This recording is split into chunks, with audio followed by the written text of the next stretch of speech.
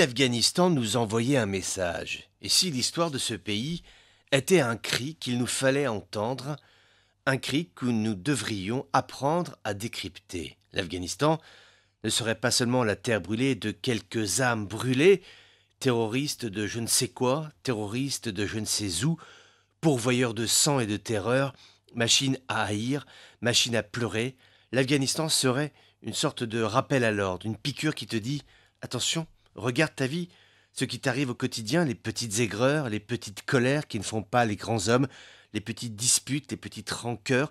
Si tu doutes de toi, sur ce que tu vis, alors regarde ce qui se passe en Afghanistan depuis si longtemps. Ce pays est en guerre permanente. Ils ont eu les Anglais, les Russes, les forces coalisées, les talibans, Al-Qaïda, Daesh. À la limite, tu te demandes, mais quel groupe pratiquant la violence ne s'y est pas aventuré? Ce qui interroge, c'est le différentiel entre l'actualité afghane, cauchemardesque, et ce que racontent les voyageurs. Tous ceux qui sont allés dans ce pays, pacifiquement bien sûr, sont revenus les yeux pleins d'étoiles.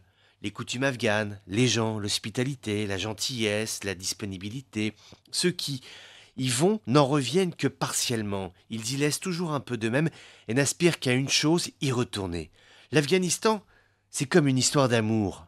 C'est beau, mais ça fait mal. L'actualité afghane produit chaque jour son lot de douleurs, avec tous ces gens qui succombent aux bombes et aux attaques de Daesh, mais la nôtre aussi parce que tout cela nous affecte et nous touche. N'existerait-il pas un instant où les combattants se lassent, la fatigue l'emporterait, il n'y aurait plus de larmes à faire couler, de vie à dérober, de cartouches à tirer.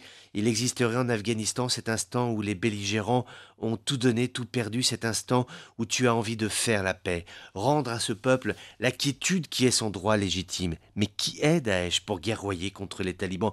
Mais que font ces gens de leur vie, ces gens qui transforment un chaos intérieur en une guerre d'épouvante, rajoutant la haine à la haine et l'aigreur à l'aigreur? Pourquoi? Pourquoi? Si le message que l'Afghanistan nous envoie est celui-ci, il est dur à entendre. Il est même insupportable, on ne peut pas accepter que le destin d'une nation soit la guerre et uniquement la guerre, c'est impossible. Cela va à l'encontre de nos fondamentaux civilisationnels. Pourtant, aujourd'hui, c'est une réalité cruelle, comme souvent ce qui nous vient d'Afghanistan.